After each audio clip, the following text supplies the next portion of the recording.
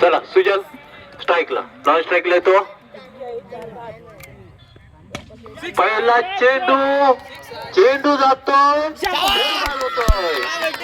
सुजलच्या स्वरूपात. कारण षटकारावरती कॅच पकडले, अतिशय महत्वाची कॅच पकडले बंटीने. सुंदर कॅच, कारण हा षटकारच होता परंतु लाईन वर मारलाय सुजलने. काय फटका खेचला होता, परंतु तितकं चांगलं क्षेत्ररक्षण बंटी कडून. सुंदर झेल पकडला, थोडस सुंदर झेल पकडला बंटीने. पुढचा चेंडू आणि सुजलची जागा घेण्यासाठी जातोय तो.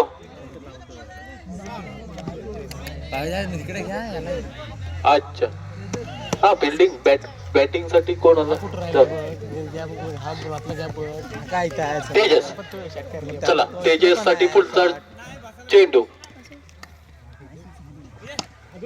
आणि पुन्हा एकदा कार्पेटच्या साईडने सुंदर क्षेत्ररक्षण, एक धाव. सुंदर क्षेत्ररक्षण सावर्डे संघाकडून. बंटीने काही झेल पकडलंय, सुजल एक चांगला खेळाडूला बाद केलंय. काय तसंच तेव एक धाव झाले. आता मात्र 2 चेंडू शिल्लक असताना बघूया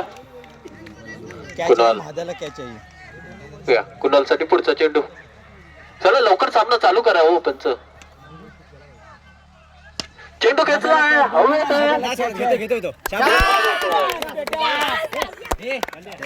आणि या ठिकाणी कुणालने सुंदर झेल पकडलाय. आता मात्र कलबडी संघ थोडस संकटात म्हणावं लागेल. 3 चेंडूच्या पुढचा चेंडू, 4 चेंडूंचं षटक असणार आहे आणि गॅप मध्ये ढकललाय.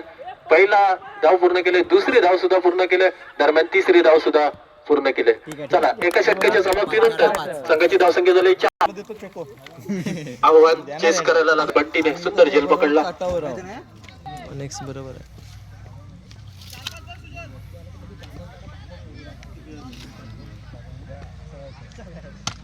आणि गॅप मध्ये ढकललाय चेंडू, त्या दिशेने कोणी नाही. चेंडू निघून गेला सीमारेषे बाहेर 4 धावांसाठी. आता मात्र विजयासाठी 1 धावांची गरज सावर्डे संघाला. संकेतच्या बॅट मधून चेंडू सीमारेषे बाहेर पोहोचवलाय. आता मात्र विजयासाठी 1 धावांची गरज. 3 चेंडू 1 धावा आणि हा उंच घेतलाय. चेंडू निघून गेलाय सीमारेषे